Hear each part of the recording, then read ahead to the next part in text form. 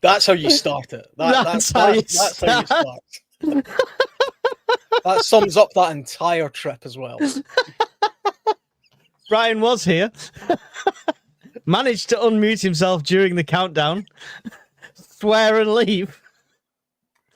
Oh, hello everyone. Oh wow, Brian, you just made that intro, Brian. You managed to unmute yourself, and just as my logo was ending, you heard you go, "What the fuck?" and disappear as we loaded in. Brilliant start, says Border Wanderer. So there you go. The banner's already on. Brian's demonetized us in record time. Welcome to this live with us three who went onto an island, not to officially bug out or anything like that, just to for the experience. World Survivalist popped in earlier and said, name this band based on the picture. So we've had a few suggestions for name the band. Where's the picture gone? The picture's here as well somewhere. There you go. We'd be a pretty good looking band. Yeah, that's a band I would pay money to see. Should be banned, more like. Should be banned is a good name for the band. So people were in Rockstar Chef Dora said 3-piece fish and chips, which is a good one. Hello from USA, Washington. Good to have you with us here. The Slippy Steps Band. Cheers, Wiccan Ways. Thank you very much. Crash Bang Wallop. 3 Humpties and 1 had a great fall. Wow, that's just rude. It's Dozy, Mick and Titch. Who's who? Is there any good names there? Mick, I assume it's me, but yeah. Thank you, Ashley K, for becoming a new member. It is for your questions tonight. I have highlighted a couple of questions already, so please get them in, and I will star them as they come in, and not look at them, and then click them on the screen, and probably get myself in trouble. But first of all, Alan, you give us a great history of that island while we were there, but I didn't actually record you saying that. So could you just give us a little bit of that just to tell people what it's all about? Oh, well, I mean, the island itself actually goes way, way back. I mean, way back. People don't even really know how far back some sort of habitation went on there. It was probably the case that there's always been, for as long as there's been people in Scotland, there's probably been people inhabiting that little area and that island, because it's basically just a rock in the middle of a loch. So it's a really good safety place. It's a good vantage point to be. So it makes sense that there would always be some sort of habitation there. The actual castle itself, I mean, that's a sort of 11th, 12th, 13th century castle. It's had different iterations throughout history, but some people believe it actually goes way further back than even the 11th century, like much further back than that. And over that period of time, it's been owned by different people and used by for different stuff. The Clan Campbell used it as a stronghold for a long time. It's been a prison at one point. People were imprisoned on there. It's been used as a sort of vantage point. It's been used as an area, a marker area between two boundaries where there's been conflict between clans and things before. And now of course it's just like a historical oddity that people in kayaks kind of explore now and again, or stupidly paddle across in rubber dinghies and then spend the night and fall off the wall and stuff. How was the commute over to the island, Brian, with the injury? The commute was fine. It was coming back the way up the hill. There was some slight problems, and walking yesterday was problematic, but for the most part it was all right. I'd just like to say, see when I say winter camp, but I don't really want to walk too far because my ankle's fucking melted. That doesn't mean to say 60 foot down a sheer muddy incline. You said nothing about the steepness of where the car was to where the water was. He showed you a top-down map, and I showed you from above. Yeah. It looked very close. It did. And then you get to the other side, and it was more mud. Not one of the fucking things was the same height, and they were all covered in mud. Well, other than that, it was brilliant. 1,000 years old, so. And then in the way back, We were carrying more shit than a Sherpa would put to shame. That's because But in Alan fairness- was preparing for 15 people to show up. Muffin the Mule there, he did carry all himself. I don't know how he done it. Yeah, slowly. yeah. My legs are still feeling it. There was nothing dignified about it. Slow and steady wins the race. Love it. Was that Kit Pimp smock totally waterproof, Mike? Yeah, I'd say so. I mean, after taking it off and lying it down in the tent was probably a bad idea because the sleeves kind of got a bit of moisture then. But other than that, it was pretty good, to be fair. Brian, you had Temu clothing on. How waterproof I did. that? Oh, there you go. Grumpy said, how did the Temu gear hold up, Brian?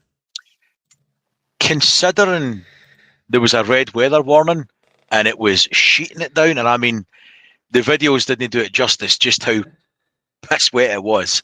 Very, very well. The trousers and the jacket were 37 quid. And I would recommend buying them for that. They were fine. Plenty of pockets, they were robust. The tarp, the tarp tent kept my tent dry as an additional fly screen over it.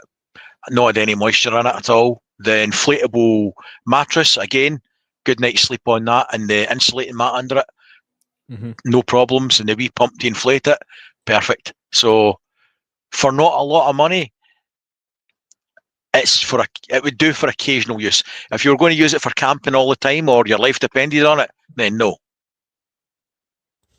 But for occasional use, yeah. Yeah. The bed stuff was all right though, yeah.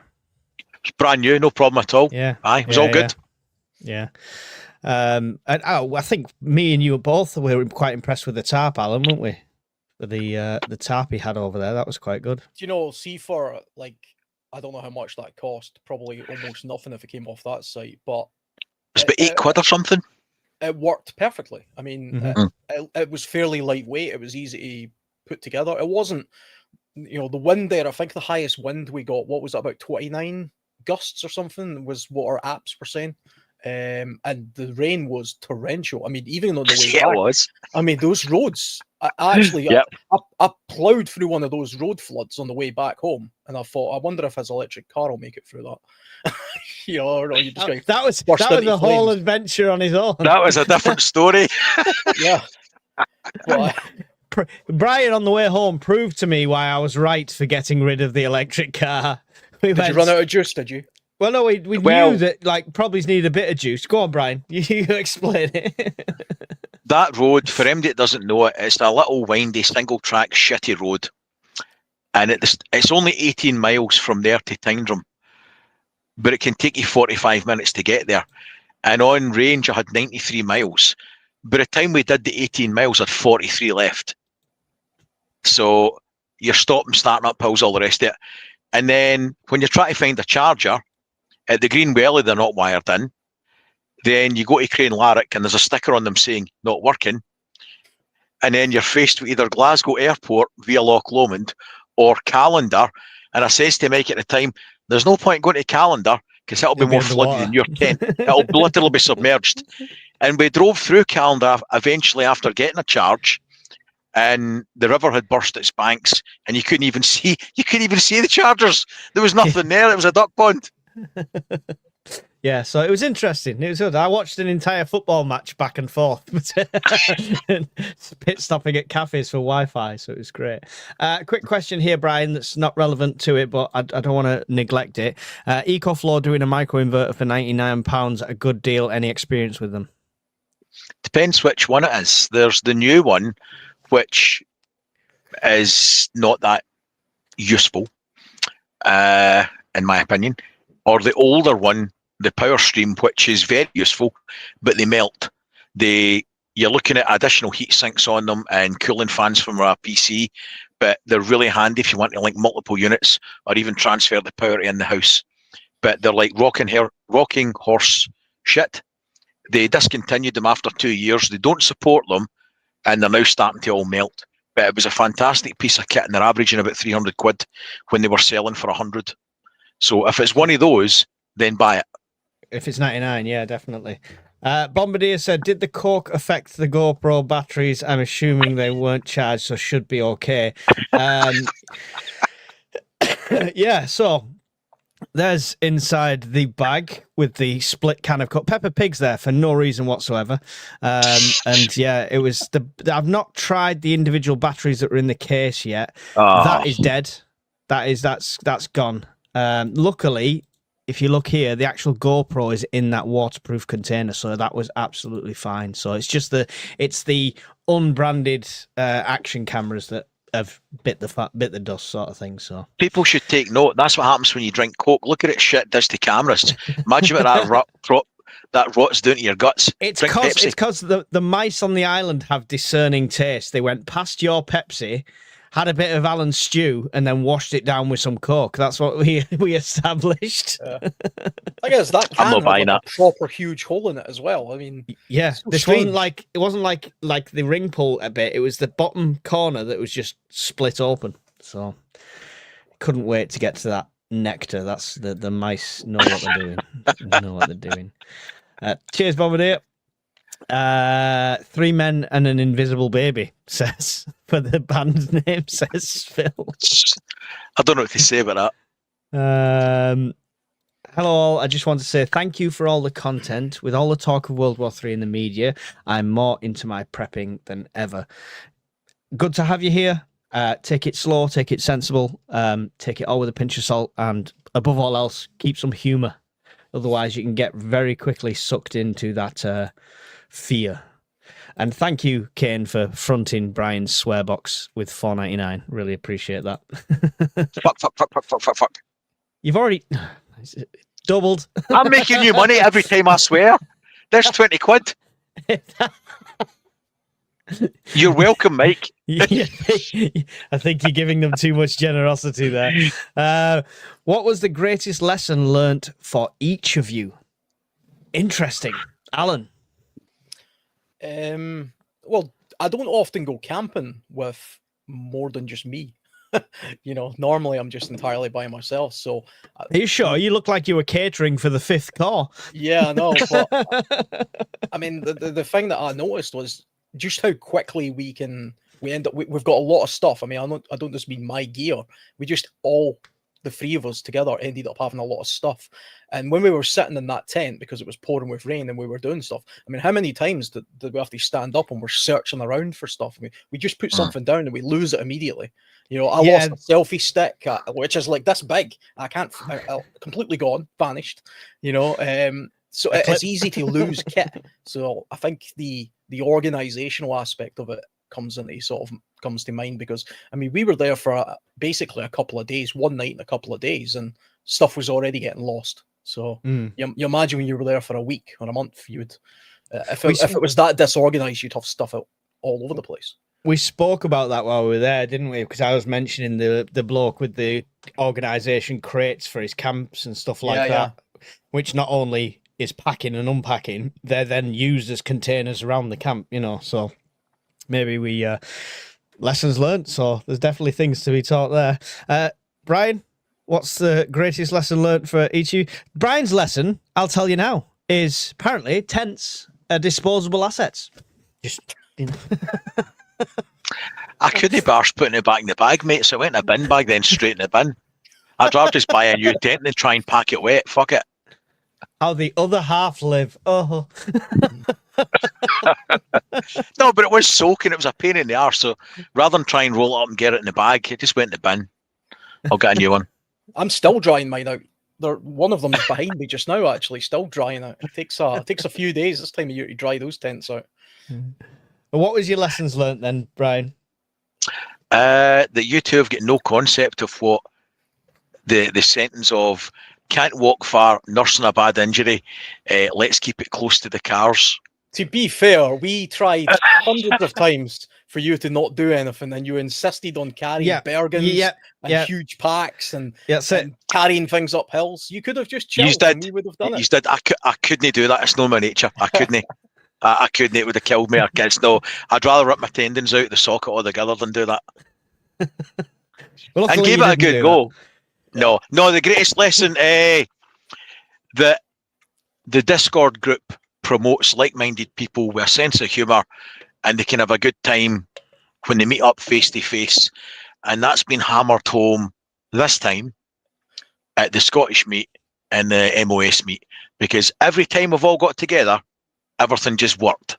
Everybody clicked, and there was no dramas, there was no egos. It was just having a chat. More importantly, having a laugh, right? Keeping it light, and just having a good time. So that was the greatest lesson for me, that we've got consistency in what we do and having a good time. Yeah, my lesson was Alan is a feeder. I'm on a calorie controlled diet, and I had 3 pots of stew, half a breadstick. Next morning, followed by 2 bacon sandwiches. He's like, "Go on, you can have 2 more. We got to finish this 4. bacon." Yeah, exactly. 4 bacon sandwiches. We didn't even finish it. We never even finished it, and I forgot that I brought dessert. You cooked up a pig. What do you mean dessert? Where was gonna... I had Swiss roll and custard and everything. Forgot all about it. Oh, for Christ's sake! No, you did well by us. And there's me starving. I don't know. No, it wasn't. Definitely wasn't. No, my lessons learned is get somebody else to put your tent up. It makes it a lot easier. So. Yeah. Accidents happen. That's my lessons learned. It's a case of, take your time. If that was a real survival situation, I could have put all 3 of us in jeopardy by hastily going down some stairs and causing myself an injury, and it could have been a lot worse than it was. And fuck off. I'd just like to say that you're always an accident. This isn't a lesson, because if you learned the lesson, there wouldn't be an accident every time you get off the chair. Right? So you've not learned anything. Where this reputation's come from. Because every time you do something, it breaks, spontaneously combusts, floods, or generally all 3 at once. So you're not learning anything there. That's just shit that happens every time.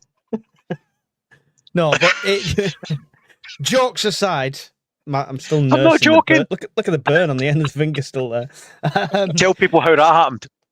I started the fire and picked up a piece of wood that wasn't not on fire, and it stuck to my From finger. within the fire. From within the fire, and it stuck to my Yeah. finger. It's fine. Oh, I think when you come down this. Oh, you fucker! Oh. Shit, man, you okay? Oh, I'm all right. Oh, I'm all right. No, jokes aside, that's genuine. Like if all 3 of us, if we were genuinely in a sort of a bug out situation, one injury puts everyone at risk, right? Because suddenly you 2 would have to somehow like carry me back to a bloody camp, or take me the way of Old Yeller, toss me over the side of the wall, whatever. But it's the simplest little thing, because we've got the safety net of society, hospitals, everything like that. If it was SHTF, you wouldn't have that. No. So what might be a simple slip and roll your ankle or a little break could end up with an infection that you can't treat and death. That's the brutal reality of it, right? I think see what we've got in society as well. We've got the familiarity of our surroundings, and it's kind of sanitized, the way that we kind of walk around and move in the world. See if you pay any attention to anybody that lives like in the outback of Australia or lives in the kind of environments where they use axes and stuff like that. They do everything with purpose. They do everything slowly, and they do everything with intent. There's no sort of rushing about or moving. That's because they know, like, they break their ankle or their finger or something, they're out the game, like. Yeah, sorry. Every time she hears or sees anything to do with that fall, she can't stop herself laughing. Just the care and sympathy I get at home. She's half in the fridge wheezing at the moment because she can't stop laughing. Dickhead. It was hilarious. Thank you for the question, Polonium. It was a good question. Thank you. What kit was Alan wearing? Melted. Yeah, I managed to the waterproof trousers I had on managed to take a little bit of a burn when I was adjusting the chimney. They were like North Face ones, weren't they, or something? The waterproof trousers were Berghaus, yeah. But in that picture, the jacket there is a UF Pro jacket, which is my favorite brand. Pretty expensive though. Those trousers, funnily enough, are actually a Bear Grylls pair of trousers, which I've had for years, and they still work fantastic. And the wellies are full zip, rubberized wellies. Can't remember the brand, but you can get them for about 90 quid off Ray Mears's website. But again, not the grippiest thing for that kind of condition, were they? They were terrible for grip. I mean, they're great for like waterproofness and walking through wet grass, but on a 1,000-year-old slippery staircase, they suck. Another lesson learned, Alan. What did you learn about wellies and kayaks? I also learned they don't fit in kayaks. So I had this great idea of, okay, it's wet. I'll wear my wellies, I'll wade out into the water, jump in the kayak, and I'll paddle right across. That'll keep my feet really dry. And then I got there and realised I can't fit in the kayak. So I had to take the wellies off. And if you've ever tried to do that in the dark, and one of these tiny little kayaks, taking one wellie off at a time and then carefully putting it behind you while you take the other one off, it wasn't easy, let's put it that way. It was pretty undignified. It looked a challenge in the daylight. I'd hate to have seen what it was like at the night. But hey, it's a lesson I now know. I now know you can't wear wellies in a kayak. It is. What was the scenery like en route, etc.? Other bug out locations spot. The scenery was epic, to be fair. The weird thing was, I've drove that way before, but it was always night, so I hadn't seen as much. And I mean, Brian probably thought I looked like a right tourist. I was like, look at that. Did you notice the waterfalls on the way back? I did. Yes. And how strong they were. Those appear out of nowhere in rain. And that's something people don't realise in places like Scotland, where it looks like a completely perfect bare hill. And you think, oh, there's a nice wee place I could set up a camp. And then one day of rain, you've literally got a gigantic waterfall appear out of nowhere. And they're very common. You would have seen how many hundreds of them there were. Yeah. On the route down. Some of them, I mean, like Whiplash, one was like right next to the road, spilling to the road sort of thing. And yeah, they can crop up. It's a good thing to kind of look for the terrain of the land before you pitch camp, right? What could potentially come down there. Widowmakers aren't just trees, it's also rocks, mud, waterfalls, anything like that, you know, and there's lots of landslides in Scotland at that time of year. High speed dead sheep coming down that waterfall will do some damage. Any other answers to that question? Did you guys spot any other bug out locations, etc.? Or there's hundreds. There's loads of places you can go between here and there. I mean, fucking things buffer. See, even if you wanted to do quick bug out locations, I mean, you would have noticed as well. Jesus Christ. Well, we can still hear you and see you. Yeah. Oh, right, okay. His end, but we're good this end. Was it his? I thought it was mine again. You're just interrupting Alan with some blaspheming. We apologise. No, I mean, you would have noticed all the like the old railway bridges and viaducts and old stone arches and things like that. At a stretch, those are shelters. You can go underneath them and you're out the weather for a day, you know? Yeah. Brian's definitely frozen. He's never smiled for that long in his life. Imagine he wasn't. Imagine he is actually just like taking a stroke or something right now. Do you want to talk about Brian taking a stroke of anything? And he's buffering again. Jesus Christ almighty. Sorry about the blaspheming yet again. Sorry, but I don't know what's going on. We need to train you into some like holy smokes and some innocent. Well, he's froze again. Is he? No, keep I'm moving. here. Keep moving. Just constantly move. Then we know if you're there or not. Oh, a performing monkey putting 10 pence on a move. Dave said TA Outdoors put a video out a few hours ago about bugging out to an island on a lake. Wonder if he gets trolls. I actually saw the start of that before you said it. So yeah, I like his channel. So but he won't get the same trolls. He won't get the expert middle-aged people living in the middle of. Did they actually go to an island on a lake, or did they stand in his kitchen and talk about it? No, it's TA Outdoors. He goes out there. He knows his stuff. He's a good guy. We're not talking about Sideshow Bob. We love all YouTubers. Anyone built a homemade solar 12, 24, 48 volt systems? Yes. Go on then, hijack the stream about solar. No, I've just answered the question. That's all I asked. Okay, there you go. Hope that answers your question thoroughly. Brian aims to please. Did anyone use the indoor loo in the castle? I was tempted the next morning. Mike was brewing for hours, brewing. Like dancing and letting rip for the last hour as we were loading. Every bend over was a... The trip back in the boat for Mike was seconds. He just bent over and the overpressure blasted him right across the channel. No, I don't think we were there long enough. But to be fair, if it was a bug out location, why wouldn't you take advantage of the fact they've got medieval style toilets in one room? You could have that as a hygiene room and then use that and dump down the side of the walls like they used to do. There's a reason they did it, right? So it's already pre-made for you, and it's probably better than a poop log or digging holes everywhere when there's only this much soil. You would have to consider where you're getting your water from, then, though. You know. You're using the Grail and there's a big floater going by. Look how good it is with solids, folks. A bit more of a squash. It's a slush puppy now.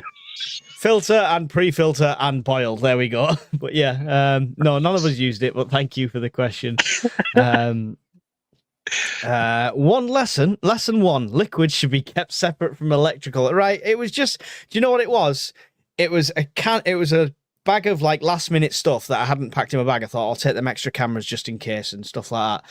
And then I was like, oh, I'll grab a can of Coke, and it just all got thrown in the same bag. And yeah. Mm-hmm. Can I tell you what probably happened rather than the twisted version you're trying to purport? Go on. One of the mice, after Alan's excellent stew, was looking for something to wash it down with. It opened that, seen that gut rot there, and a fit of depression, it bit it open and then splashed it liberally as an act of vengeance for daring to bring that slop all over your camera gear. That's more likely to be what happened. Yeah, okay. In your little world, Brian. In your little world. It's about as plausible as yours. You know what I was thinking about just the other day? How did the mice get to that island? There was mice on that island. How did they get there? They must have swam across. That's quite a swim for a mouse. It's a swam, or stored away in somebody else's boat, or maybe they've just always been there. There you go. I imagine there's like debris when there's wild storms and stuff like that. Could have been on a log that debris floated past. You don't know. I have no idea. Maybe somebody's introduced the mice there in hopes when they bug out, they can eat mice all day long because there'll be loads of mice. The stew looked awesome. Loads of it. Yeah, that's where the mice went. 2 cans of Guinness drown out any mice taste. It's really good. It was spot on, to be fair. Footwear. Did you all have on? Anybody get wet feet? Well, Alan just told you about his, which were the wellies. Mine were proper combat boots. Really grippy, believe it or not, in most circumstances. What did you have on, Brian? Altberg. Ah, there you go. How'd the other half live? They make great jungle books, Altberg. Just randomly putting that out there. And Brian didn't slip, so there you go. I did not. But in fairness, no matter what you had on, there was a good chance you were slipping because, so folk have got an idea, there was the thinnest veneer of mud on the top of the island, which was a rock garden. And then all the roots for the trees were more or less poking through, and they were so slick with the rain and the mud. It wasn't that the footwear helped, it was just blind luck that I never landed on Mars. Yeah. Delta Mike, who lives as a prepper, would live, in actual real life and stuff. So go and check out his channel if you get a chance. Some great content, some great tips on there. So go and check out Delta Mike's channel. It says, come the apocalypse, tents don't last long in continuous use. We actually spoke about this when we were there, Alan. Do you want to mention what you're on about with the teepee? Yeah, I mean, it's definitely true. Tents are not a long-term solution. They're not even a medium-term solution, to be honest. A tent should always just be, you get to a place, you need a shelter immediately, and so you construct a tent. And then you should look to fulfill your other needs. Where's your water supply? Where's your food supply coming from, etc. Once you've met all those needs, the next thing you should do is work on a better shelter, constructing a better shelter. And like we were talking about on the island there, I've always been a fan of having two shelters, because one can then become redundant if need be. If something happens to it, a tree falls on or something, you're not caught out at 3 o'clock in the morning in the rain, you can move to the next one. Also, one becomes like a cooking area, a communal area, and the other one becomes your sleeping area. But also the kind of tent that you take is important as well. So I had 2 different kinds of tents with me. One is a traditional sort of family size tent, that big sort of brown one. That's a nature hike tent. That's brand new. That was the first time I'd ever used it, and that's really just going to be a replacement family summer tent for me. But the TP one that you've seen us in, that's the new one.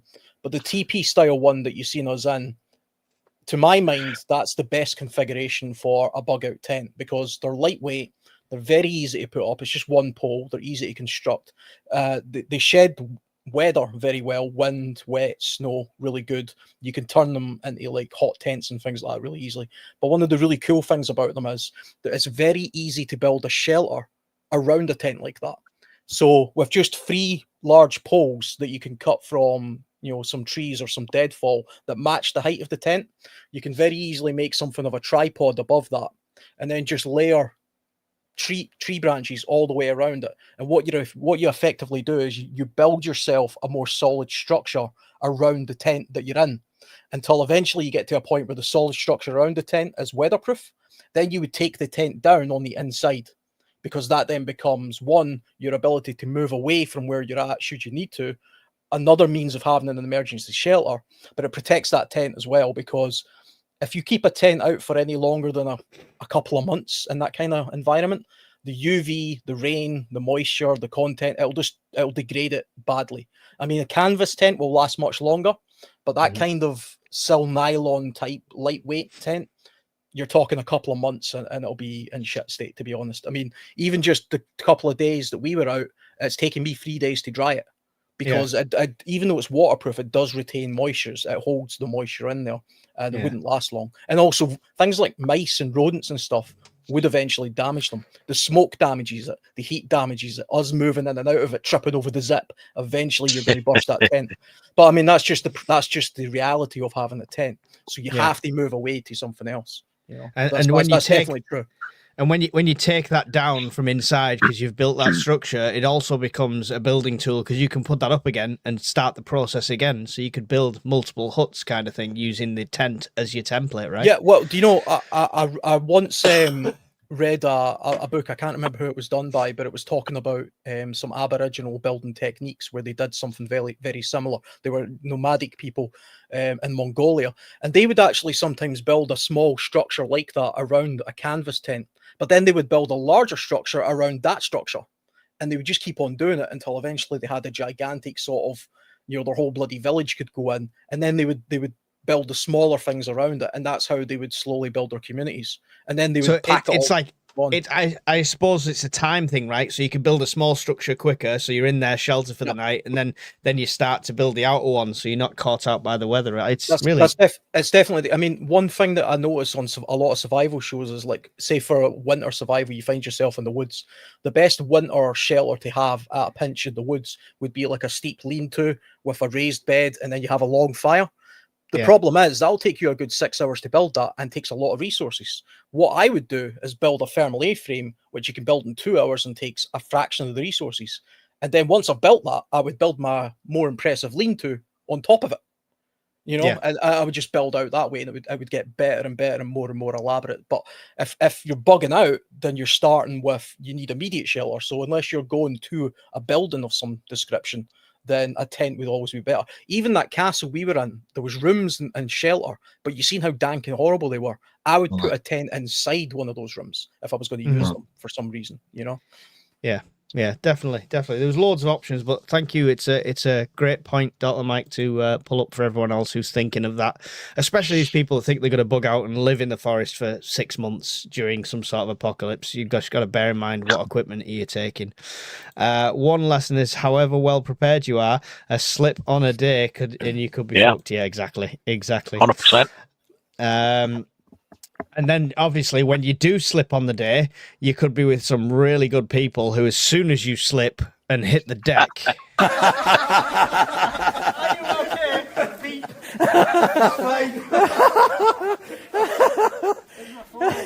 As soon as Mike said he was fine, oh, mine's and Alan's cameras went on. I'm waiting to see Alan's footage of that one because he was like up close, not over to like give me a hand to lift me up, just to get a really close up shot of me on the deck. So appreciate it. Made the trip. Sorry, where was the question I was at? Oh yeah, there we go.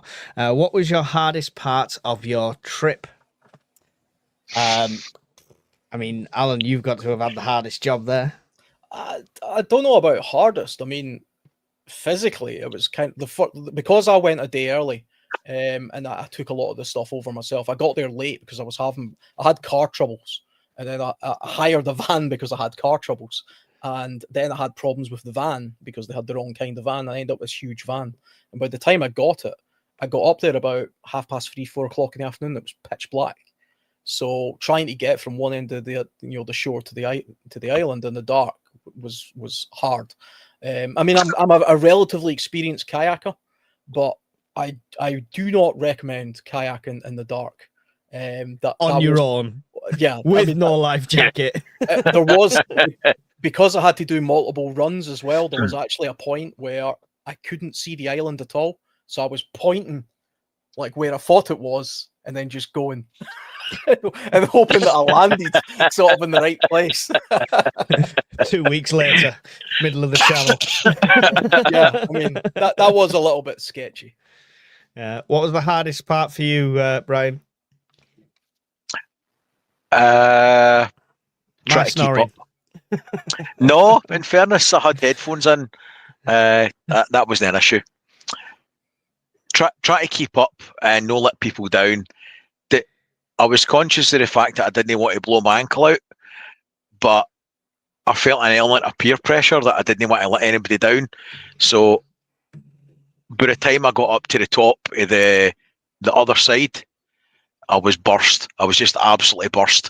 And I found That's that very your hard. stubbornness, like Alan said, though. No, I know it's no criticism. You just so people you used to did offer and did more of the humping than I did. That's hands down what actually happened. But I didn't need to like it, and I felt bad about not taking my share of the load. No, I get that. There was a point where I was thinking, Christ, if Mike falls off the castle and dies, and Brian does his leg in, I've brung them to this place. It's me that's did this. It's like I took them to the most dangerous place you can possibly go. You'd get so many thank yous and stuff like that. Can you imagine the conspiracy theories as well, with all the jokes you made about going to a remote island and then 2 out of 3 of us die? Yeah, staged. And Alan's are just there. More subscribers for me. Welcome to Alan's fireside.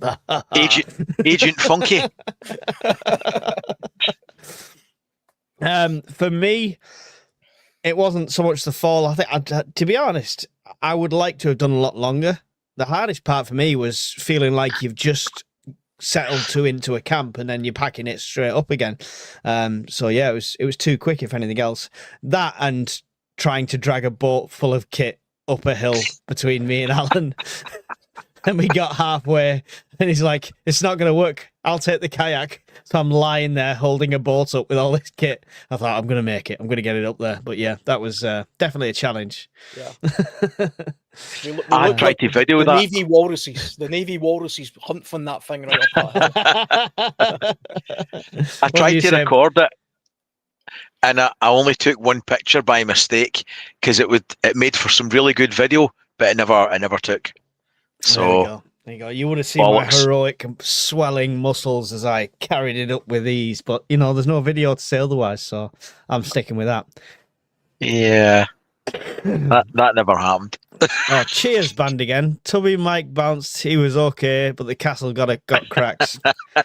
I'm conscious about my weight. I'm working on it. When Mike does his BFT, I'm watching with a camera. What's my BFT? Battle fitness test. Basic fitness test. It's the entrance test. Glencorse, yeah. Sorry, completely miles away then. I had BMI in my head because he just gave a fat joke. What sort of bug out fireside locations are you wanting to try out, and how do landowners get in touch if they can help? Ooh. They message me like you already have, Phil, and I'll get back in touch with you shortly. Because that could be fun. I've also got some. I've put a few irons in the fires that the lads know about, but I'm not going to give anything away. Not so much bug out, but some very unique locations we're looking at to do some stuff at. So just stay tuned and make sure you subscribe to all of our channels, because who knows where it will appear. But thank you for that. Did you have a folding shovel in case you had to bury Mike on the island? Yes, he actually had a really good cold steel one, so yeah, they could have chopped me up and buried me, so it wouldn't have been an issue. There you go. I'm too lazy. I'd have just rolled you into the water. The old cold steel Spetsnaz Special Forces shovel. It's actually really good. I'm gonna have to pick one of them up after seeing it. Yeah, bit of a tool in itself. Sure. A tool to bury a tool. There you go. Oh, there was one I'd bought the other day. That was spooky.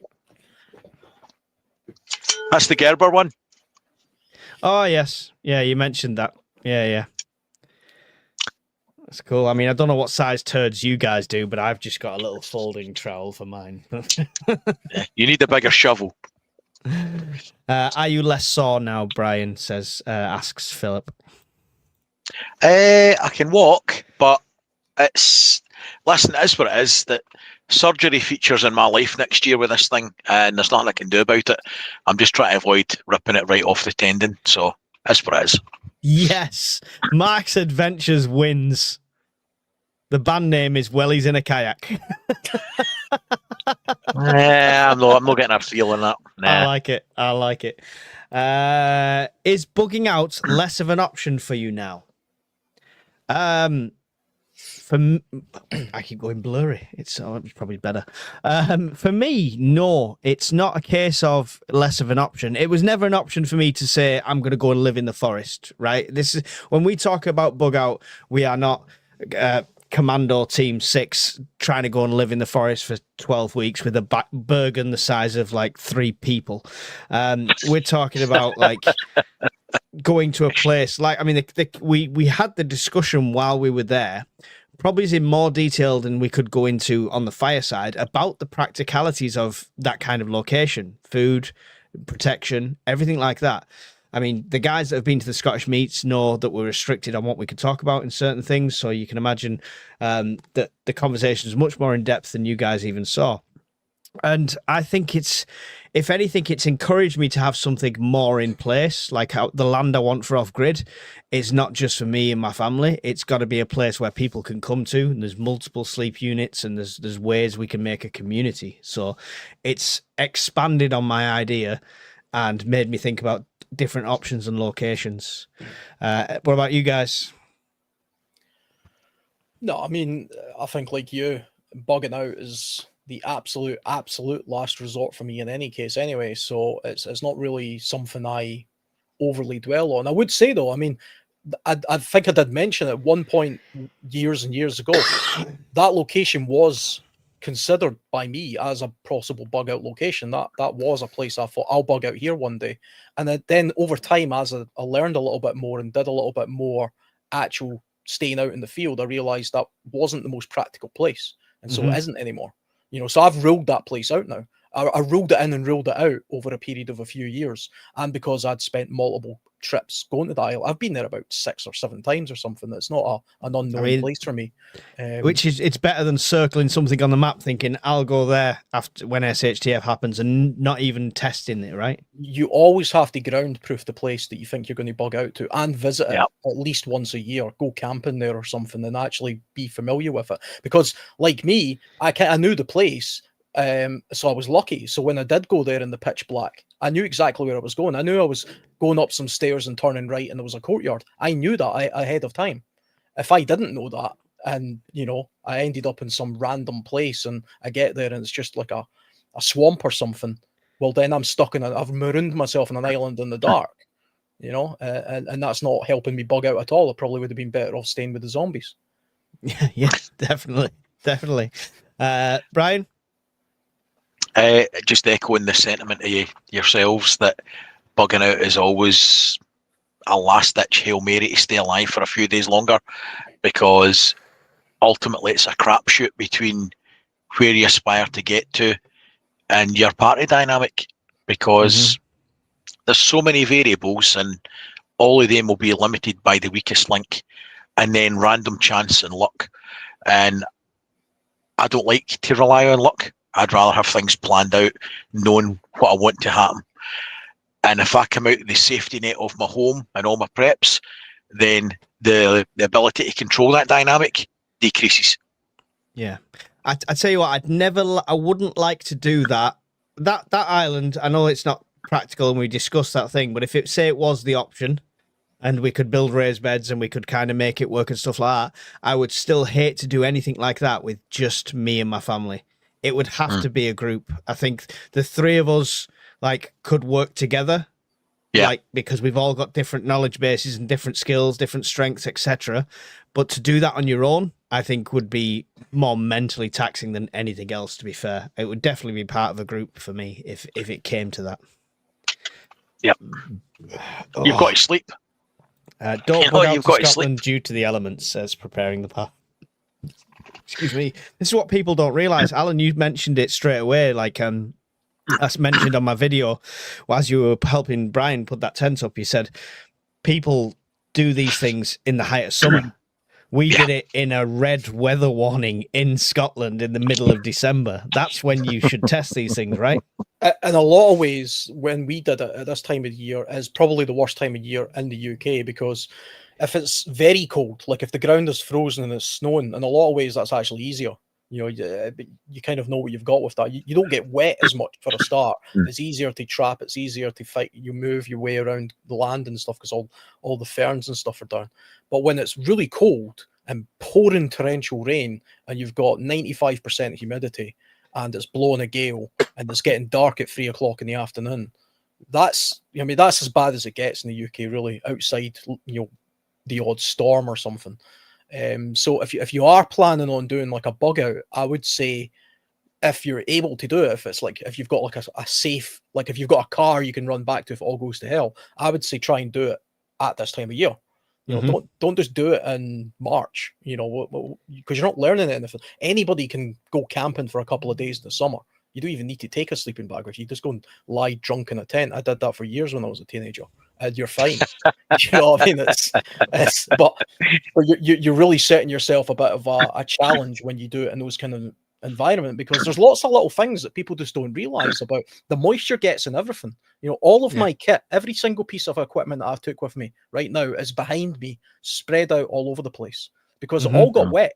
Even the stuff that are waterproofed in bags, but the bags themselves have there's condensation. Yeah. And when it goes from the cold climate to the hot van back into the house, etc., there's all sorts of moisture going on there. We turned the hot tent into a steam lodge practically, didn't we? It was, I've got a little. Where is that one? It looked like we were on fire. Don't know how well the camera shows it, but there's literally smoke coming off us, and there's that much smoke. You'd think it was one of Mike's power banks. One of your power banks are borrowed.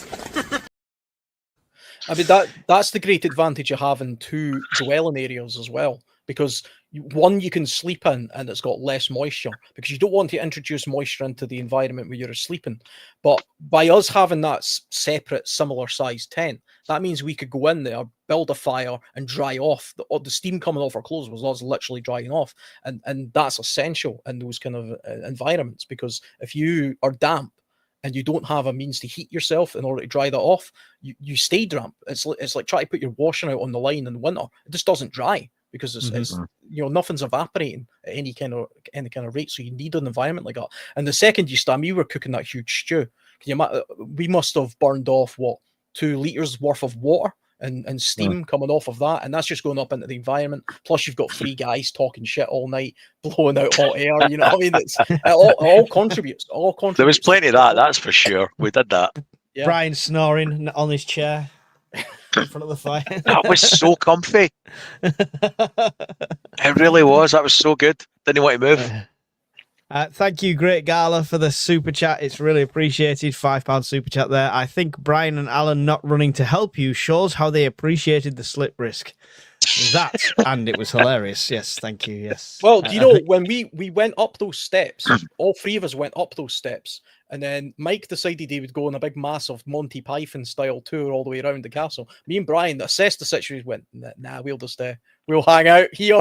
Just no way for Mike to scream and land. In my defense, right, it was windy, but not like blow you off your feet windy, and wet. But up on that castle, the walkways are not like this. That they're good, substantial walkways. I get vertigo at like really bad heights, and I did have a moment where I looked over the edge. But other than that, I was comfortable walking around it. There's only one little bit you've got to climb up. That's when I did my little Monty Python rant. I did film that, by the way. I got that in film. You got that? I need that one from your point of view. That's going to make a great shot. You need to send me that one. I'll put it together. Yeah, make sure you've subscribed if you've not already to Alan World Survivalist channel, because what you saw was mine and Brian's footage. It was shared. Everything we're doing together is getting shared across all of the channels, by the way. So the more you like, share, and all that lot, everyone feels the benefit of that. So make sure you do that. But yeah, thank you for the super chat. Still getting trolls on the videos. Yeah, always. It comes with the territory. We're used to it. It's fine. Brian deals with it. Mike left a brown wig. P.S. Did you bring home that old tent? If you're talking about the one that was dumped, no, because it wasn't like a little tent. We had a substantial amount of kit as it was. It was like a huge gazebo, and it was a material one as well with the proper steel balls. So we would have taken it off the island. We tried to move it. I actually tried to lift it. It didn't budge at all. I mean, that was solid, that thing. I don't even know how somebody got it over there. I mean, if we were there on a drier, nicer time and a boat that we didn't have to keep reinflating, we possibly could have. But yeah, I can't stand people that do that. Why make the effort to get across to a beautiful place like that and then just dump shit? It baffles me. It baffles me. One can of Red Stripe in the corner of one of those castle rooms. I'm like, were you just having a party on your own? What was that all about? Or chop down living trees. That's a bugbearer of mine. I don't understand why people do that.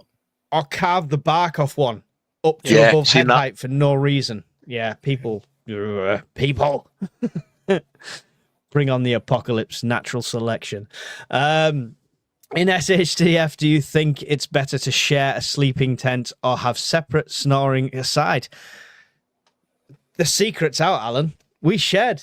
It was fine. I mean, I only felt your presence breathing down my neck once in the night.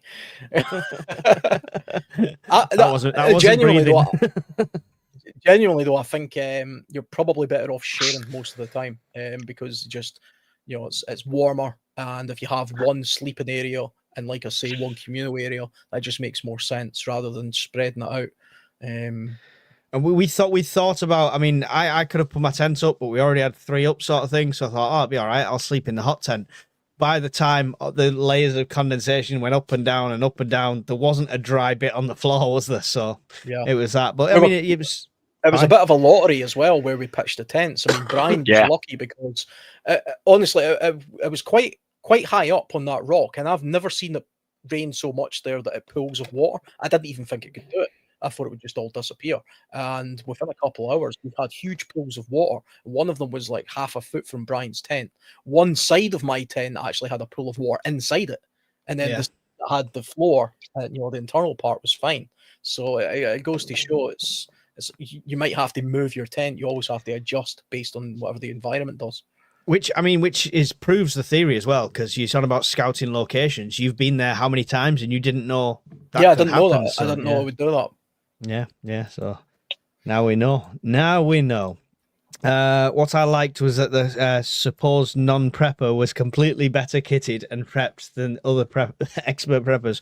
Right, let me just dispel the rumor. At the end of the video where I say me and Brian just took a sleeping bag and a raincoat, that wasn't true. We had all of our kit with us, and we had our food, our ways to cook it, and everything. But we got there, and Alan had everything set up. So why not just, enjoy the hospitality? And also, Point of order. Sorry, Al. On you go. I was just going to say, all of the gear I took, I mean, that's not my usual sort of, I'm going for a camping trip out in the woods type equipment. I'm going to take 16 rooms and I'm going to, I took full-size Dutch ovens and cast iron wood stoves and all sorts of stuff with me on that trip, because it wasn't really a bug out trip. It was really just a case of the three of us getting together to meet Just up. camping. Yeah. It was just camping. We were only there a couple of days. So Just a camping trip. it was just a camping trip. So it was almost glamping trip, really. It was just the weather that turned on us. But if you're cold and wet, you're doing something wrong, really. And I don't think we were ever cold. We got wet on the last day because we knew it was okay, because we were going to get into our cars and drive home. And we had to pack everything up. So. Yeah. But I mean, we've spoke about it between the three of us, and we're probably going to do something at some point in the new year where it is more based around scenario. So look forward to that one, and we'll do it a bit more. I was going to say in character, but our acting skills are probably terrible. We're just going to do it as if it was the real thing, kind of thing. You were about to say a point of order there, Brian. Yeah, none of us have ever claimed to be experts in anything, never mind prepping, because every day's a school day for us as well. If we do a video and something's went wrong, then we all learn from it. And I learn something every time I do a video, or I watch a video, or I take part in a video. So I've never claimed to be, and I'll never claim to be an expert in anything. Yeah, it was Alan's show, right? Me and Brian were at school, right? If it was a tour of a power station or seeing how things work, Brian would have been doing that.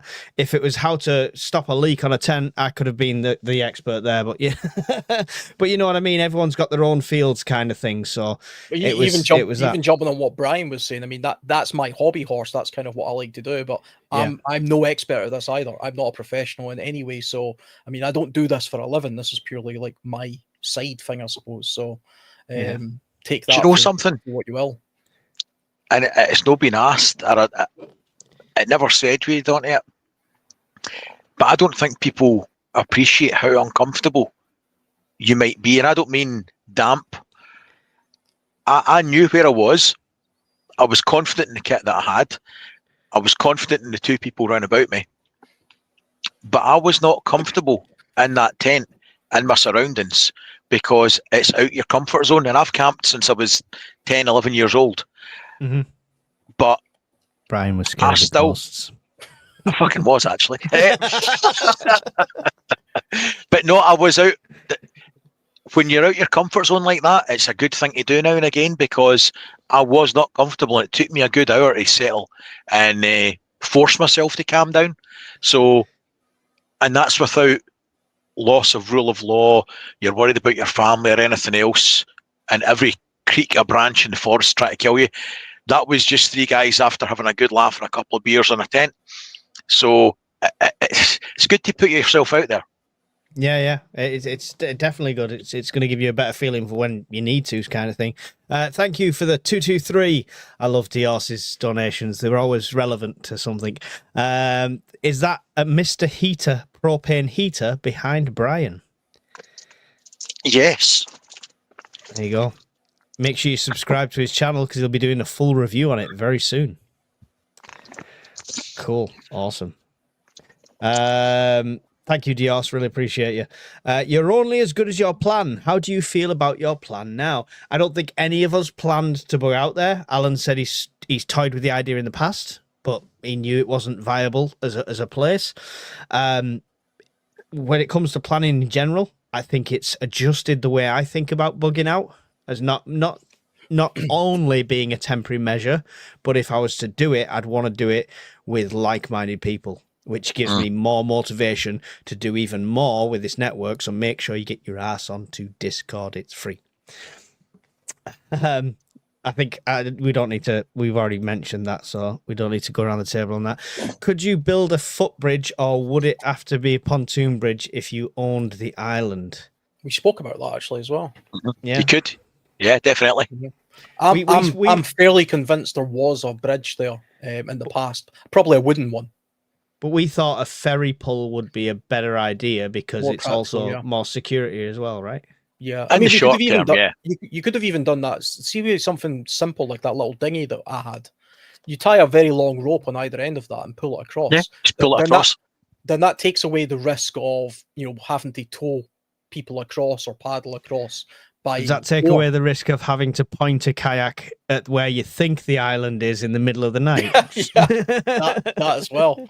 I mean, you could literally just get 2 slings, 2 bow shackles, and 2 Ansel Jones blocks. So single pulley blocks, one either end, and you could run an endless rope sling round it and just pull it. It would work absolutely perfect for short-term portage, but for moving heavy materials and stuff, you'd want something a bit more substantial. But you could definitely do something with a couple of pulleys or even just a rope.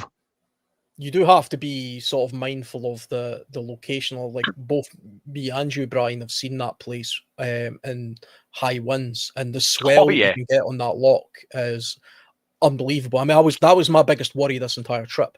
It didn't happen. We were weirdly lucky with that actually, but I've seen the swells there, like they're a good half meter, maybe even more. Dangerous.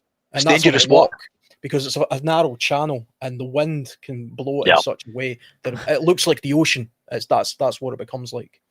This is how heavy the rain was, though. I was speaking to these 2 guys because, they were more experienced with the locks than me. And I was asking about, like, how much do they raise with, like, weather? And, like, they hardly raise at all. They never barely raised. Then when we went down to leave, we'd lost our Pebble Beach. It had gone up, like, 3 or 4 inches at least, hadn't it? Easily up about 4 inches.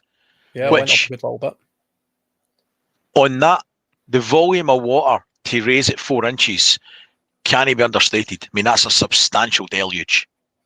Yeah, and none of the tents leaked. No, mine didn't because it was still strapped to my bag. Hammock and tarp is the answer in wet weather. Keep off the ground. Yeah, it's. I struggle to sleep in a hammock. I mean, I'll probably get used to it if I do it more often, but I'm not a hammock fan really. But how many cans of Pepsi did Brian take? Oh, you can't count them. But what I'll tell you is he's complaining to me about like. He's got 300 miles of range and it only takes him 100 miles.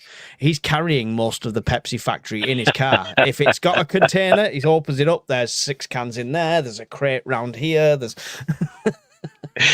the middle part of the car's got because there's no transmission tunnel, it's really, really deep. So I had 6 cans in there because every trip I do, it's not done in miles. It's how many cans.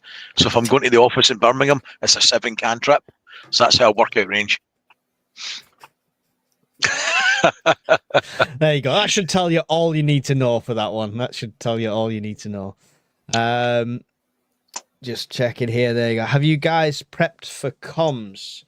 I'm on radio Meshtastic, which I need to flash over to Meshcore, but I really want the Lily Go that's on Amazon, so that's on my wish list. I'm going to get it for myself in January, I think. But yeah, and Starlink is something on the wish list that's going to be a long time off yet. But you've got the Starlink now, Ryan.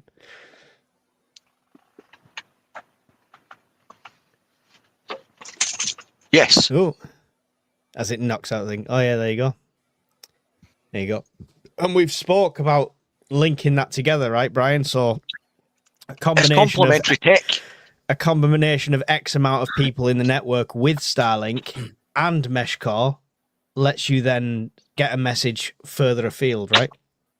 Yeah, it's a range extender. So say something went tits up or with a medium to short-term catastrophe and we wanted to get the news out and keep in contact with one another, you could use Starlink. There's a good few in the UK now in the group I've got. I think we're up to about 8.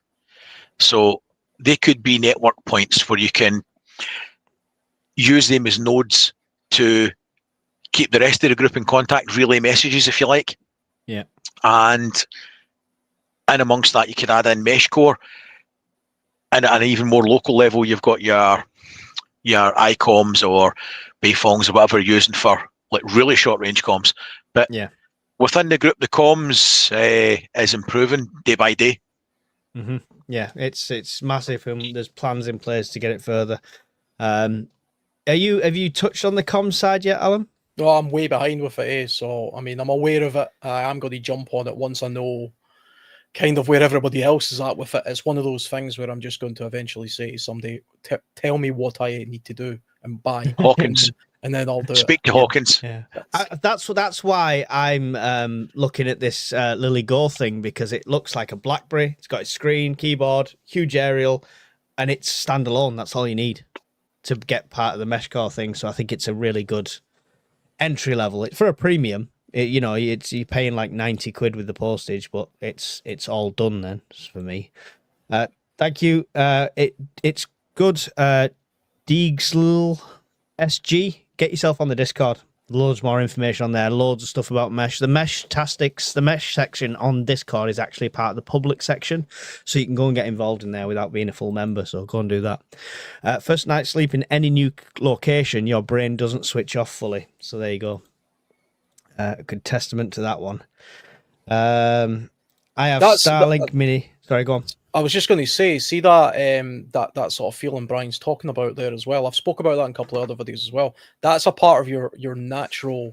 We've evolved to have that when we're in the outdoors. It's not something to be ignored. We suppress it in modern society. But even me now, I'm like, I mentioned this when I was on the trip we were done. I've been doing solo trips for so long. I'm actually immune to it now, almost to a point where I don't feel anything. I'm not. There's no spookiness for me really at all, but I do sometimes get like odd feelings about certain places. It's not because I think there's something in the place. It's just sometimes I get a bit of an uneasy feeling about the environment for some reason. It could be anything. It could be I don't like the look of the way the rocks are.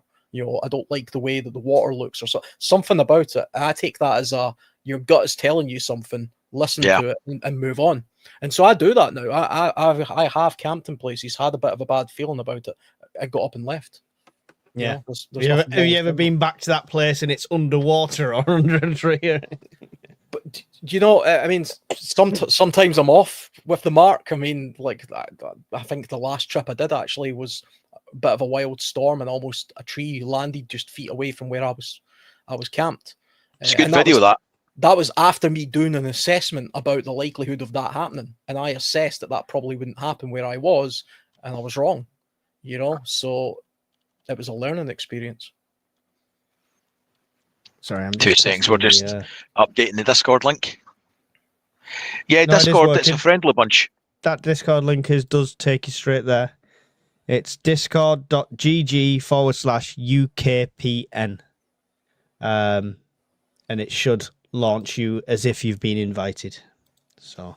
Yeah, polonium just sort of saying there it's a self-defense mechanism. It definitely is. I mean, it's the reason humans are sort of afraid of the dark is because we don't see very well in the dark, and that's when like wild cats and things hunt. So it's built into us as primates to fear things like the dark purely for that reason. It's the same reason we're afraid of things like we're naturally afraid of spiders or snakes or things like that, because they're venomous or dangerous, and so we've instinctively evolved the hesitation to stay away from that. Even weird things like vomit, we stay away from people who are sick. It repulses us because that was an indication of disease. And there's lots of natural inbuilt instincts that a lot of us just take for granted. Deagle, if you're doing it on your phone, you'll download the app first off the App Store and then click the link. If you're doing it on a phone, if you're doing it on a PC, it should work on the browser. Teresa says, sounds like nose strips and crash pads are a must for your next trip. Well, yeah, me and Alan were in a snore off. It was like, who's going to fall asleep first? He's lucky he did, by the sounds of it. So yeah. It was me. I'm the one. I've never heard myself snoring, so I don't see a problem. Yeah, same here. I don't believe anyone. I put Brian Bluetooth speakers on. It was the rain.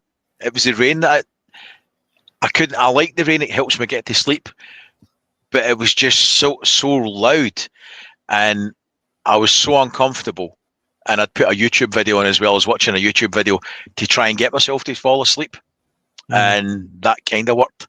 Earplugs are all. See if I go up a mountain, if I'm doing a summit camp, I always take earplugs with me because the wind on the tent is like torture. Because all you hear is that flapping constantly all night, and it's unbelievably like irritating. It's like Chinese war torture. So I always take earplugs with me. Well, I mean, see, I can't do that. I would be more paranoid if I put earplugs in the outdoors than not having them in. I'd rather hear the bear coming in and taking The bear. the wild haggis that you have up there. It's just Deegs. Sorry, Deegs. Yeah, thank you. Yeah, that link should work. It's probably like because it's a phone and it needs the app first. So that's why we need night vision. I wish I could afford it. You and me both. For a novice, I never actually brought some with me. There was a fail. Yeah. Could have brought that. That could have been Alan rowing across the day before with night vision. There you go. That's the next challenge. For a novice, how does mesh work? Well, our comms expert's not here, but I will give you the very novice basic version. It's using the same as your radio signals, but it's pinging a small packet message over that. And it then uses other nodes. So imagine if 3 people have a radio in a big line across a distance, you'll send a message to A to C, and it'll jump to B and then across to C. And it's as simple as that. And it's got so many jumps that it can get across. And it's like creating your own little mesh network. That's why it's called mesh kind of thing, peer-to-peer. So it's using radio signal to send text-based message. There you go. I think I'll be all right there. I think all right. Yeah, that was too much of an idiot. It's magic. You type in magic box and it sends magic message to other magic people. Magic. Why do you sound like you're, a total Gaylord when you're saying that? Magic. I thought Hawkins was on there complaining about the cold. Trying to do my best impression. A nice spring pine woodland one would be a great treat for us all in 4 months of winter ahead. There you go. You're talking about I saw the trees you're on about, Alan, where you said you'll see a patch where there's different types of trees on that road back. I spotted them on the way back where you were on about. It's a very, very nice spot, that. And that's, I mean, it's kind of weird, but if I'm looking for new places to camp that I've never camped before, sometimes I'll use Google Maps and I can tell roughly what the terrain of the land and the wood is going to be like based on the color of the trees. Mm-hmm. Because plantation tends to be all one shade of green, and then you get lighter colored trees tend to be larger, more broadleaf trees or larger spruce trees or something, and they're better spaced out and they're more natural. And so I can sometimes judge a good place to camp just based on the color of the trees. And like if you're driving along the road like that, and I said look out for those kind of trees, when you spot them, that's a good. I've been there before, so I know it's a good place. But that's a good indicator. Alan's just become our Indian scout from the old West. He's going to listen to the floor and tell us where to camp and stuff like that. Yeah. He's 50% Sioux. He's picking up the deer shit like that. What can you tell? It's deer shit. Tastes like shit. Mike never made it to the toilet. Affordable night vision question maybe for Brian. With a question mark. I'm not sure if that was a question, but what is the affordable night vision? What did you get? It's probably not affordable, no, Brian. Fuck's sake! It was only like $3,000 or something, No, it's not expensive. It's 2.5, Alan. 2.5. No. Fuck's sake! He doesn't measure in pounds. He measures in crates of Pepsi. This cost me 327 crates of Pepsi. So I got this last year, and it was about 190 quid-ish. And it comes with the band, and you can sit it on your head, and it's a monocular. It sits on your eye like this, and it's got the eyepiece. I've done 2 videos on it. It's not generation 2, 3, or 4 night vision, but it's not 20 grand either. It is a budget, perfectly functional and perfectly practical night vision device for sub 200 quid. and there's a couple of videos on it that you can watch it and see. And if you're at the Scottish Prepper meet, if you want, I'll bring it. You can play with it at night time and see what you think yourself. But there's a new version of this out as well this year. But for 200 quid, it's pennies for what it is. I will mention, in the past, I've got some bargain quality night vision via airsoft forums. People selling scopes with night vision capability, but they're old, but they work perfectly. So yeah, I think just a bit of outside of the box there. I think Alan's adding it to his shopping list as we speak. Yep. I'll let you try it if you want. I was actually just looking up the current price of thermal technology is actually coming way down in price now due to It's still about $1,000 though, eh? Yeah, I mean, there's one here. If you look at a company called Bushware, they sell a thermal monocular that's pretty good. It costs £840, $849.99. But it's fantastic. There you go. Night Fox Pro, Phil. There's a Generation 2 version out, mate. Just think of Brian prowling around with night vision on. Do you know the thing is, though, it gets really weird and creepy. You're trying to look through the window and they turn around and start screaming. It just makes it awkward for everybody then. I mean, it's quite off-putting. I know. Almost fell off the ladder last time. Yeah, because I was only holding on with one hand too. It was really precarious as it was. This is where we end. Yeah. So, what do you want to do next, guys? What's the plans? What's the next adventure, Alan? Have you got another castle for us? There's what about plenty the of island with the pixies? The pixies, the pixie graveyard. Or Pictish, not pixie. Jesus fuck. That's only a couple of islands over. That's there. Or there's always Wallaby Island. You know, there's Wallaby Island on Loch Lomond. It's full of midges though, mate. And widgies. Not in the middle of December. We pick our right times. Yeah. We'll find somewhere. Just let us know if you enjoyed the video and stuff, and we'll definitely get more. And if you guys have got suggestions, please put them in the comments and stuff like that. What about a coastal camp? Yeah. Sorry. Yeah, I'm up for that.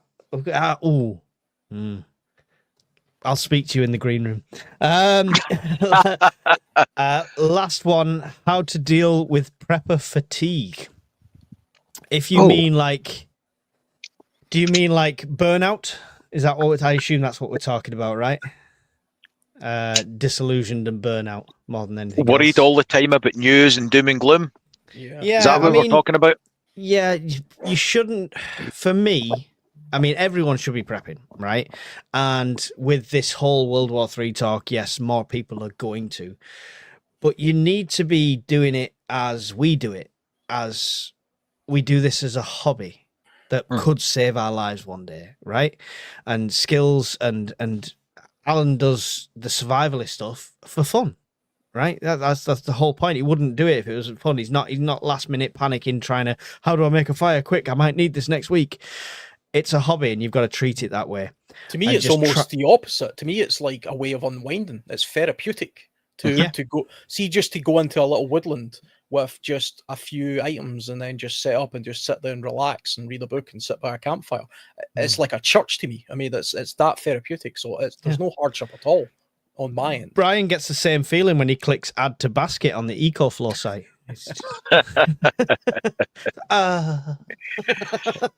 No, that's me usually getting hit in the back of the head for buying something. Yeah. No, you're right though, and it should be. I enjoy it. I enjoy doing the reviews. I enjoy buying random stuff that might not ever get used, but worth a test. So that's just come through today. But yeah, you take it very slow. It's difficult to watch YouTubers who do it and think, oh, I need to be at that level, right? Because Brian will testament to this. I will testament to this, and maybe Alan will as well, but he's a bit more minimalist than us. We've got crap that we don't need because of YouTube. Yeah. Yes. We probably buy more stuff because of YouTube. review We get it. sent stuff, we get given stuff, we buy stuff to review it, to try it out, to test it, and we might try 3 things and only put 1 video out because the other 2 were that pish that it's not even worth Brian's hammer. I'm even saying pish now. I'm turning into you guys. What's wrong with me? You're improving. I'm improving. But yeah, so just literally take it slow. Think about the very core of prepping: food, water, shelter, warmth, that kind of thing, the stuff you need to survive. And if you do get prepper fatigue, don't let it stop your life. You know, we all still go on holidays. We all still have family time, and just incorporate it with that. I mean, that's the best thing I could say. Any of you guys got any tips for that? It's life first, and it complements life. Yeah. So I have been fortunate to find hobbies that are mutually supporting, groups that support the hobbies, humour that keeps me sane. So I've got hobbies that will help me for prepping. I've got prepping that I enjoy doing. I enjoy making the occasional video when I can be arsed because I'm a lazy sod with videos. I enjoy the Discord because of the crack, and you can sometimes offer some advice to help somebody and get advice as well. Plus, the Discord group is very sociable, and they have a vent. You can have a vent. You've had a bad day, you know, there's no milk for your tea. We have a vent. It's very sociable, and the social side of the meets is also good. It keeps you grounded. You get to talk about things that people that are of similar interests can understand and relate to. And yeah, it's a hobby. It's a hobby that could keep your family alive. Yeah, we can answer a lot more questions that you've probably got as a new prepper in person and not policed. Yes. So we'll just say that. Any advice there, Alan? I mean, for me, it's just a case of I suppose on the kind of preppery type side of stuff, like when you're watching the news and you're seeing what's going on and you're tracking it. I do that as well, but I've always got this thing in the back of my head where it's okay to prep for things that you think might be on the horizon, but there's no point in worrying about things that are genuinely completely out of your control. I mean, there's nothing I can do about what Vladimir Putin's going to do or Trump says tomorrow or anything like this. So I'm not going to waste any of my sanity thinking or worrying about that. You know, because the fact he's just pulled the trade deal out from under the UK. Yeah, I mean, things definitely happen in life. I mean, there's never a period in a person's lifespan where some sort of major event in history hasn't taken place. But that doesn't mean you have to worry about the next one coming. It's just a factor of life. I mean, just kind of go with it. I mean, most people do. Most people literally just have their head in the sand. They don't even know what's going on. There'll be people in the street right now who don't even know who Vladimir Putin is. They're like, who the hell's that? Don't watch the news. You know, and those people are just blissfully ignorantly going through life. Yeah, I had literally somebody said somewhat similar to that to me at work today about like it was. So we had this weird quiz at work because it's the end of year and Christmas and all that, and it was about over the year. And one of them was put these news stories into the months they happened, and they hadn't heard any of the news stories. And some of them were tragic ones, like the one that happened down the road for me and stuff like that. But they hadn't heard any of them. I'm like, that must be blissful. But I couldn't think of anything more stressful than not knowing what's going on in the world for me. Yeah. I mean, I try to moderate it some way. Like, I'm not on Facebook anymore. I used to be on Facebook a lot. I still got the account, but I don't use it. The app isn't on my phone anymore. I don't use Twitter, although I've got like my YouTube is linked to it. But everything that's posted to Twitter is automatic. I've never even read the comments ever, if there is any. I mean, I pay a bit attention to YouTube, but you can moderate YouTube so that basically there's been a Nigerian prince trying to give you millions for months on there, Alan, and you just not replied to him. Your uncle.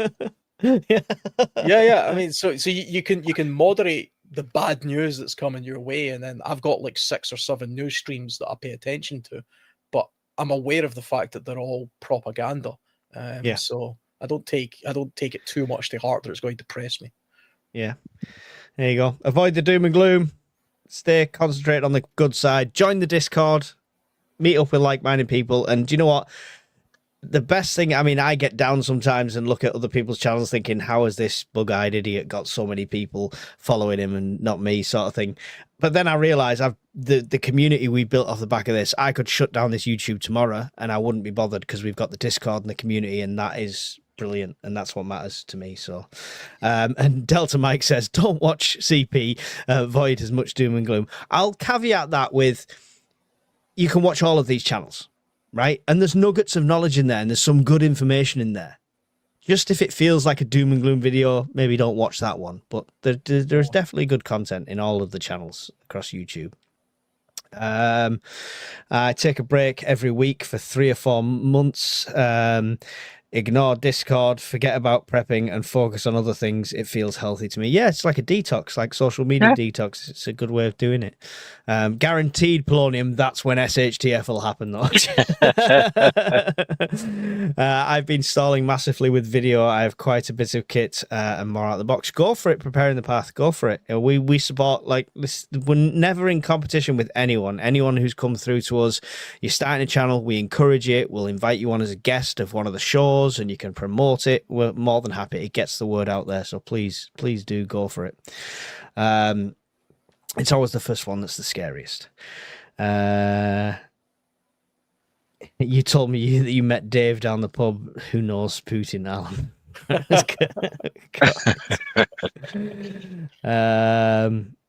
I'm on the Discord just under a different name. Okay. But see more butts. The only thing I use Facebook for is a couple of foraging groups and a couple of food presents. I don't mind some of the groups, and they're all right, but I think all of them just get taken off by spam these days. We tried a group on Facebook which is still going. Somebody else is running it, but it went from 0 to about 4,000 overnight. And how you moderate and police that. Discord, we know the people. We've had 3 incidents in a year and a half, Brian. Yeah. Is that it? So That's it, 3. It's much better. And you need to really, really work at it to get kicked off Discord in our group. I mean, you really, these were special grade 1 assholes that they really pushed buttons for months, incidentally, for months. And people generally turn the other cheek and they'll bite their tongue. I mean, we'll have a bitch about it in the leadership chat. I'm not going to be two-faced about it. But and then they'll be left alone and turned on. And then eventually, 9 times out of 10, it usually boils down to muggins on a particular day. And it's right, that's it. Bye. Yeah. Catch Brian in the wrong mood and he gets the band hammer. I think we've come to the end of our chats anyway, and it is a school night, so we'll let everyone get off. It's been an hour and a half. 84 of you in here. Really do appreciate you being in here, whether you're watching on my channel, on Alan's channel, or Brian's channel. Doesn't matter what you're on. Make sure you like and subscribe, and make sure you take the time to go to each of the other channels and do the same thing. It's really appreciated. These guys give up their time to be here. The least you can do is show them a little bit of support. Alan, before we go, tell them what's videos coming up on yours next. I've got a couple of videos in the works. So the trip that we've just did, I'm in the process of sort of slowly editing that together as well. So you'll get to see a little bit of the trip that I made the day before as well, you know, because I treated that as a little bit of a dry run, and you'll see how dark it was and things like that. So if you've watched my shitstorm, you'll get to see how it should be done via Alan's videos. No, well, probably not, because annoyingly, I didn't take a lot of footage, to be honest. But there'll be something along the lines there of a video in the coming week or so. You've got to force yourself to record, haven't you? Because you're just enjoying it more than anything else. We found the same at the meets. It's hard to do, especially because the weather was so bad as well. We spent most of our time inside the tent, really, talking and doing things. We even joined other we joined Shadow Scouts. We joined his, and we spent some time doing that. And because it was dark so early as well, that kind of limits what you can film and do too. So we were pushed for time a little bit. Like you say, it's really something like that. You really want to be there for a few days, and then you can really practice and do different things and you know, get a bit of filming done and stuff. But takes a lot of effort, and I've got a really old PC, so it takes me ages to edit as well. So there'll be stuff coming up. You'll just have to watch this space. You know, work on your sales technique there, Alan. Yeah. Or don't bother. To hell with it. In fact, I wouldn't bother. Don't bother. Now that I think about it, it's actually not very good. Oh, negging. Is That's not true. Now, and negging. You can't come and subscribe to me. I dare you. Brian, give us the elevator pitch. I didn't take a lot of footage of the last weekend there. I should have intended to, and I didn't bother because I'm lazy. What's this? Sorry, Dios just put a super chat in 1022. Oh, no.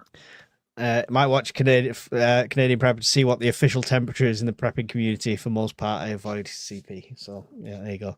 Cheers, Dios. Really appreciate the super chat. Sorry, Brian. No, you're fine. I've got loads of videos to do, and to be honest, I just really cannot be arsed.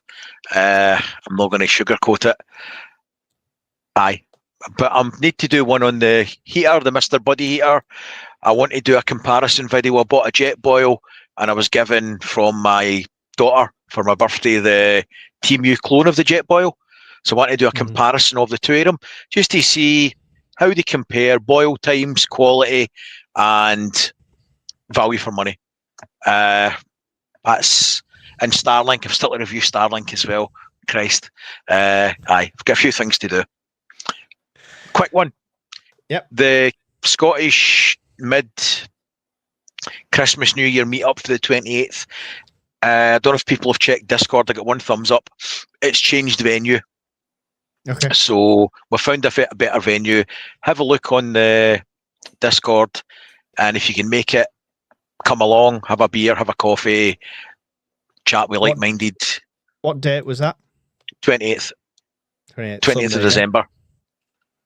Cool. So, aye. That's it. Awesome. Check that out on the Discord. Big shout out as well to our awesome moderators today. Thank you, Miss Worm, Rift Security. I'm not sure if Evil was in there, but if you are, thank you very much as well. Don't forget to check out Miss Worm's channel if you want a break from prepping. People that were talking about prepping fatigue, the perfect thing to do is go and subscribe to Miss Worm's channel. She'll read you some nice stories. She's a published author. You can get a book as well, and that'll give you a nice mental break from prepping. Then you can dive right back in. So make sure you go and check that out. Thank you everyone for joining me, and we'll see you hopefully on another adventure really soon. Goodbye. Later, folks.